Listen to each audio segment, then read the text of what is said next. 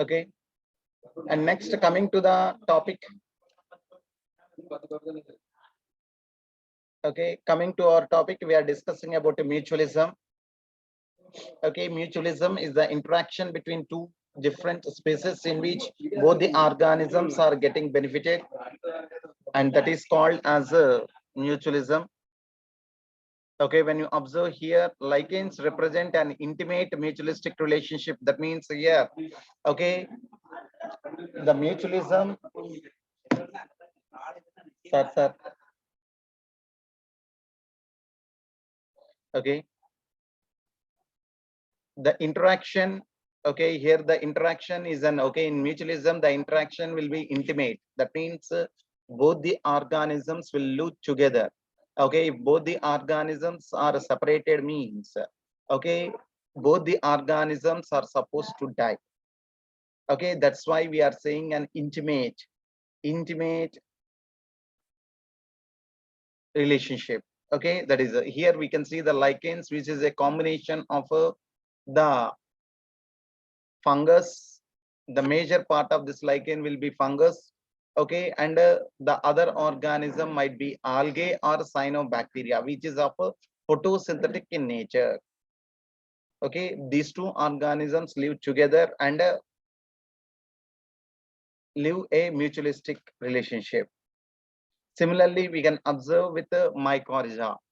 Mycorrhiza means it's an association between fungi and the roots of higher plants.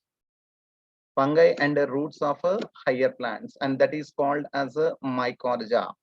Okay, here the fungi help the plant in the absorption of essential nutrients from the soil.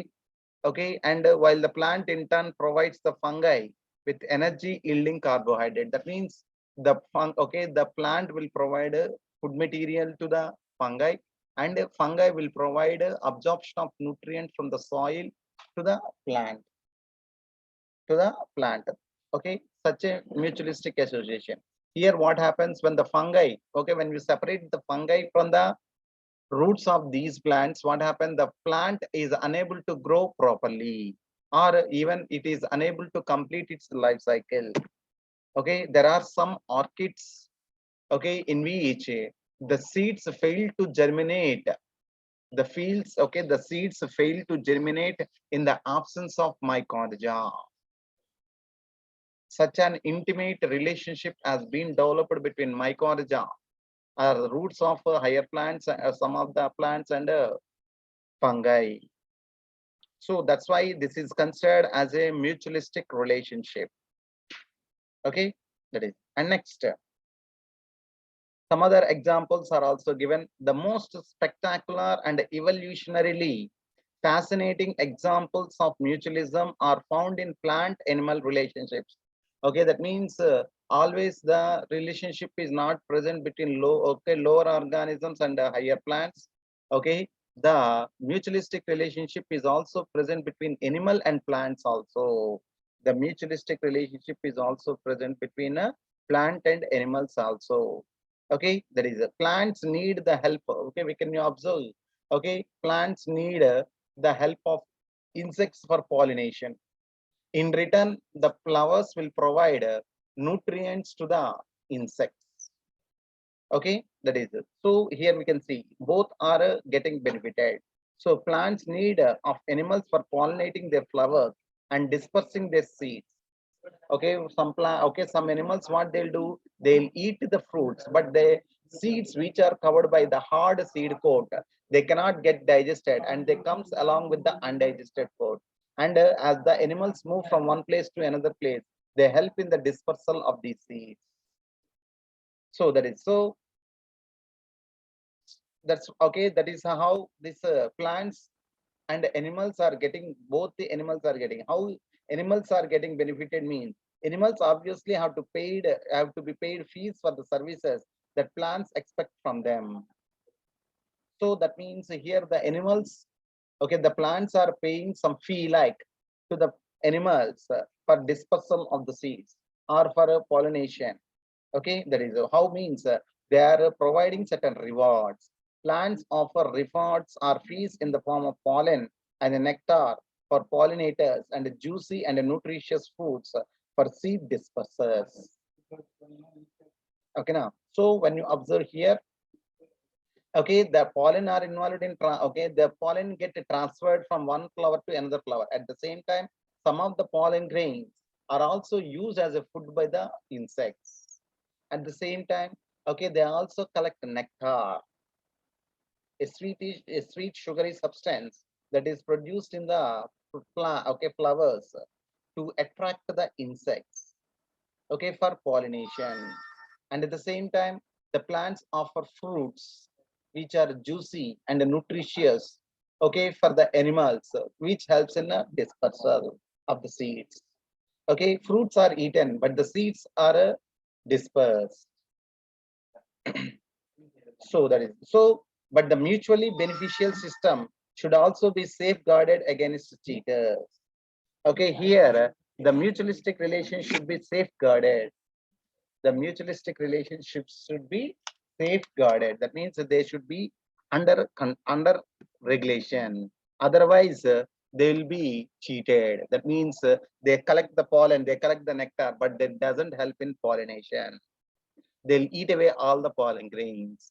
They collect the nectar, but that doesn't help in pollination. So the mutualistic beneficial system, okay, should be safeguarded. That means the organism has to undergo certain changes. For example, animals that try to steal nectar without aiding in pollination.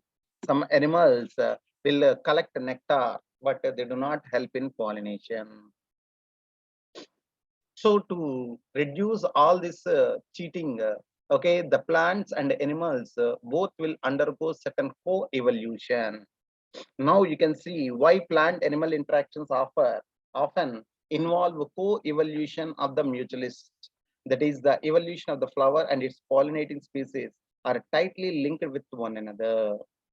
So here, to avoid this cheating, okay, the plant and animal both will undergo co-evolution. That means when the plant undergoes changes, the animal also undergoes changes according to that. Or if the animal is undergone changes according to that, the plant also undergoes such changes and okay, by evolution, and as a result, okay, they can avoid this cheating.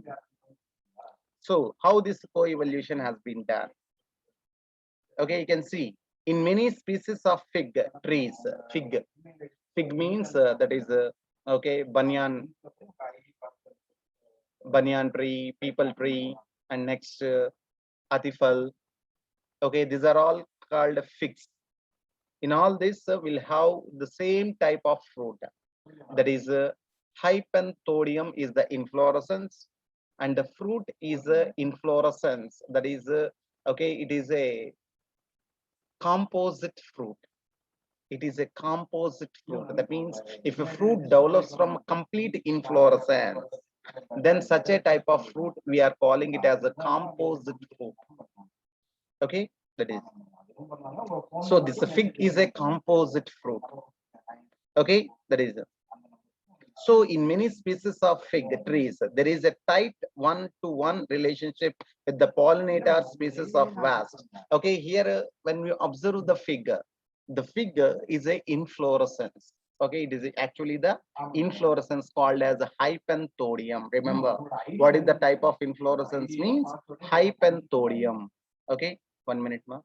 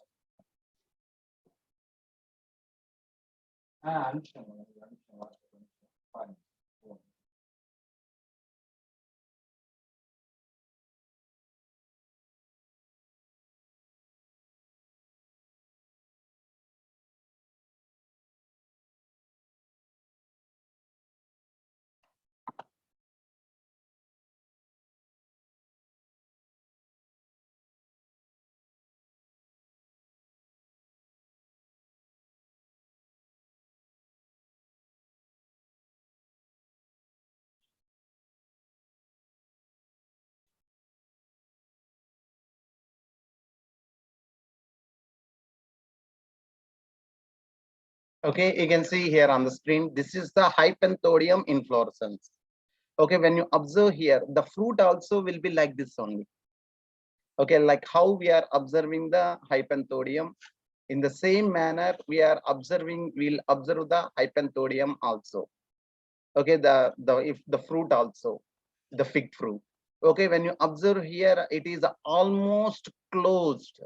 The inflorescence is almost closed. We'll find only a small opening in the form of pore of this inflorescence, and through that pore, whatever the organism or whatever the animal or insect which can passes through this pore can only helps in pollination of these flowers which are present on the inner wall of this hypothetium. Okay, here we can see one dark black color region. No? On that we can find on the inner surface the different flowers. Okay, here we'll find female flowers, here we'll find male flowers. Okay, male flowers at the, okay, at the opening of the Hypanthodium inflorescence, and at the base we'll find the female flowers. Okay, that is so when you observe here, while this insect is moving into the, okay, while the insect is moving into the Hypanthodium inflorescence, first of all it comes in contact with male flowers. So while it is passing through the male flowers, it collects the pollen grains, and later it reaches the female flowers. Okay, where it, okay, helps in pollination. So here, okay, that means if the insect which can penetrate through this Hypanthodium inflorescence only can facilitate in a pollination. So when you observe here, the same you can see here. Okay, so now you can see why plant animal interactions often involve co-evolution of the mucilage. That is, the evolutions of the flower and its pollinating species are tightly linked with one another. In many species of fig trees, there is a tight one-to-one relationship with the pollinator species of wasp, an insect called wasp. Okay, an insect called wasp, you can see here. Okay, this is the insect which will pollinate this flowers. Okay, so when you observe here, wasp, it means that a given fig species can be pollinated only by its partner wasp species, no other species. That means for every fig, there is a different variety of wasp, and this wasp only can help in a pollination. Okay, if the flower, okay, if the inflorescence has undergone certain changes, according to that, this wasp also will undergo change. This wasp also undergoes certain change and helps in pollination. Okay, that is here what is the use means. The female wasp uses the fruit not only as an oviposition, that is egg laying site, but uses the developing seeds within the fruit for nourishing the its larvae. The wasp pollinates the fig inflorescence while searching for suitable egg laying sites. In return for the favor of pollination, the fig offers the wasp some of its developing seeds as food for the developing wasp larva. So here, okay, that means here both the plant as well as the wasp is getting benefited. Okay, how the plant is getting benefited means the flowers are getting pollinated. The flowers are getting pollinated. Whereas how the wasp is can get benefited means okay, that means it is provided certain protection for their eggs, and at the same time, okay, the some of the developing seeds, okay, because some huge number of seeds will be present. So some of the developing seeds are provided as a food material to this developing larvae. So that means here both the plant as well as insects, that is wasp, are both are getting benefited because okay, while egg laying, okay, there is oviposition, or while egg laying, it will move here and there through the flower, okay, through the inflorescence, and get pollinated. And next, after that, it is providing, okay, how the wasp is getting benefited means it is providing certain shelter, and also it is providing food material to the developing larvae, the flower, the some of the developing seeds. Okay, that's why as both are getting benefited, so we can call it as a mutualistic relationship. And next, another very good example of a mutualistic relationship is orchids. Orchids showing a bewildering diversity of floral patterns, many of which have evolved to attract the right pollinator insect, bees and bumblebees, and ensure guaranteed pollination by each. Okay, there are some orchids which are pollinated by only some specific insects only. That means here the evolution of the flower will take place with the change in the insect. That means whenever the insect changes, according to that, the insect also the plant also undergoes certain modifications in their flower so that it can undergo pollination by that specific insect only, like bees and bumblebees, to undergo pollination properly. Otherwise, if the insect is undergone change and if the flower is not undergone modification, then the pollination is affected. You can see very clearly here. Not all orchids offer rewards. Okay, some orchids will award rewards like nectar or pollen grains like that. But some will not provide any rewards. But still they undergo pollination. That means it is cheating the insect.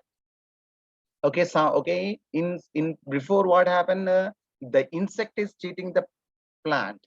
But okay, how? By collecting the nectar or by collecting the pollen grains, but does not help in pollination. They eat away all the pollen grains or they collect nectar, but they do not help in pollination. That means the animal cheating the plant.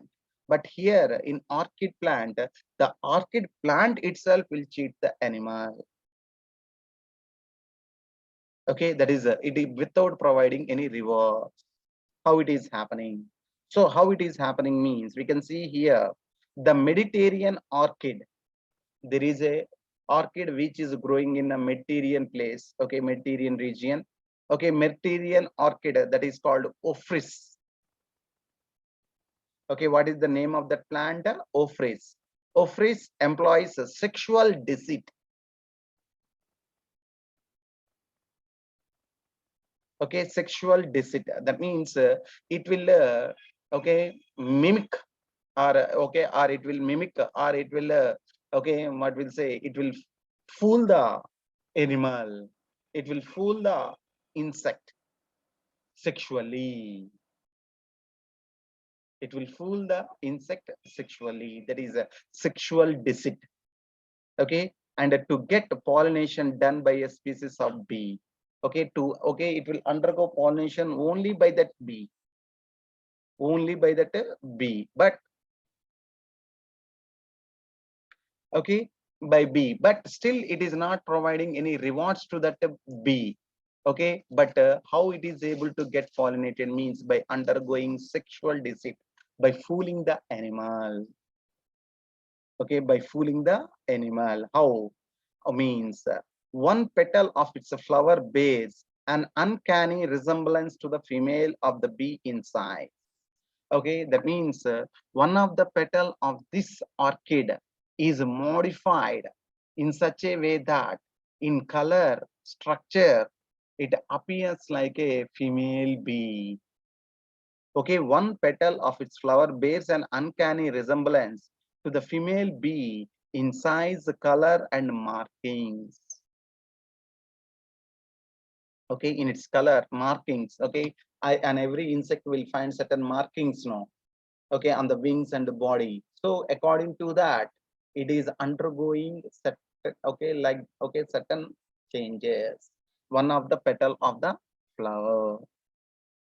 Okay, and next by observing these structures, what the male bee will think, that means the male bee consider that petal as a female bee.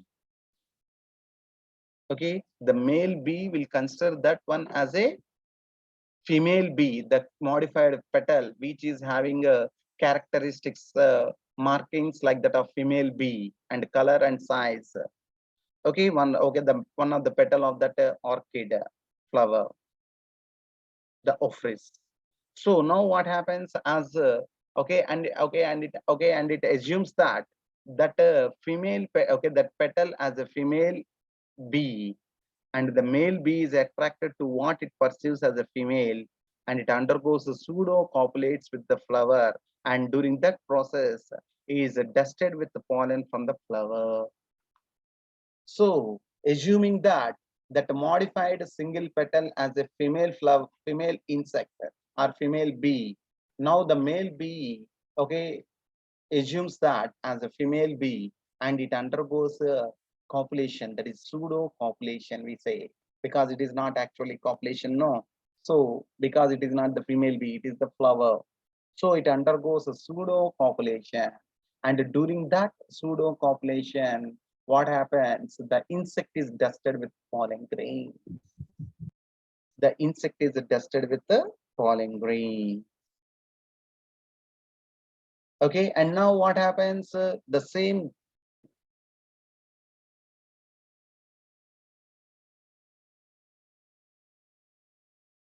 How it is changed means it is what we call it as a co-evolution.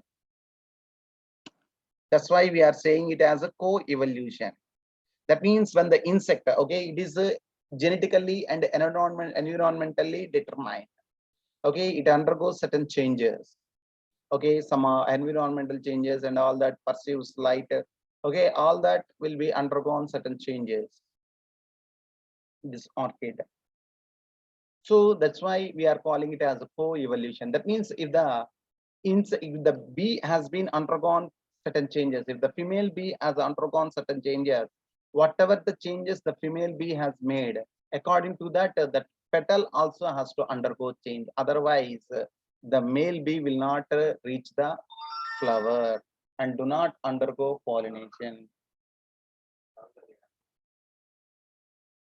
That's why we are calling it as co-evolution. But here the plant is deceiving, that is fooling the animal by making one of the petal of the flower as a female bee, representing like that of female bee.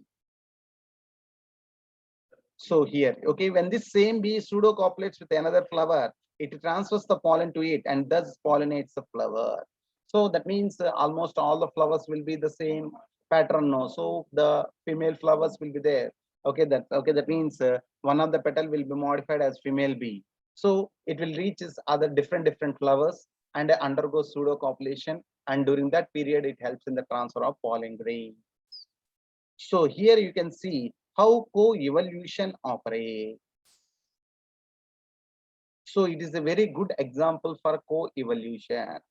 If the female bee's color patterns change even slightly for any reason during evolution, pollination success will be reduced unless the orchid flower co-evolves to maintain the resemblance of its petal to the female bee.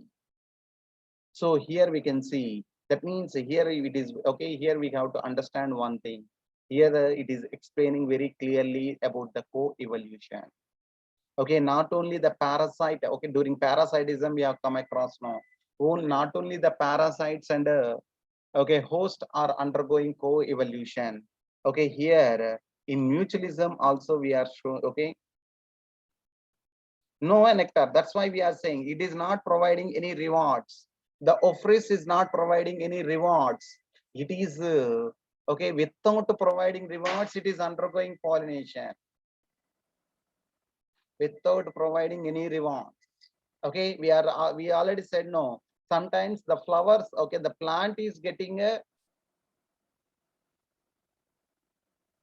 not getting benefited. Here what happening, the insect is collecting nectar but do not undergoing pollination.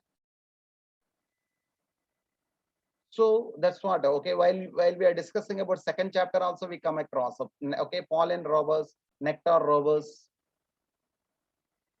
Okay, they collect nectar. Okay, they collect nectar, they collect pollen, but they do not help in pollination. They do not help in pollination. Understand?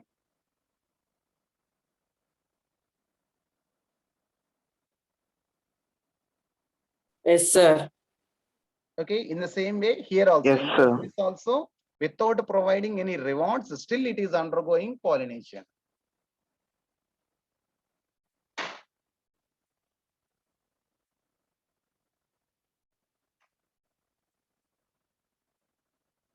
Okay, here we are not discussing about mutualism. Here we are discussing about co-evolution. Mutualism is over.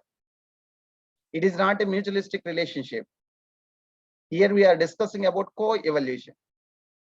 Mutualism is over. Mutualism is over. Okay, when we discuss about wasp pollinating. Okay, whatever the orchid that we have discussed, that is not comes under mutualism. It comes under co-evolution. To explain about co-evolution, we are studying this. Okay, orchid is not a mutualism. Orchid is a co-evolution. Orchid is given to explain about co-evolution. Orchid and this bees. It's not a mutualism.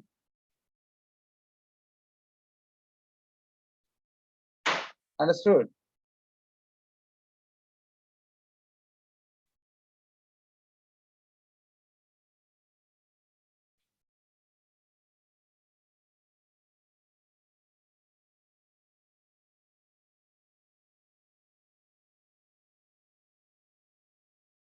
Okay, that is about this okay, organisms and populations. Anybody is having any doubt?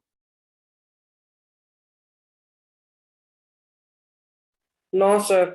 Okay, so No, sir. okay, if the female bee undergoes any changes during course of evolution, okay, now what happens? The chance of the chance of pollination will be reduced until again the female flower, okay, again the flower undergoes changes according to the insect or bee. Okay, now then only the pollination will be effectively done. So that's why, that's what we can say here as a co-evolution. Okay, it is not a mutualistic relationship, because here only one organism is getting benefited and the other organism is neither benefited nor harmed. So it comes under a commensalism. But here, okay, this is not explaining about that type of interaction. Here they are explaining about to explain, okay, with an example, they are explaining the co-evolution. Okay, in all the organisms will find this co-evolution.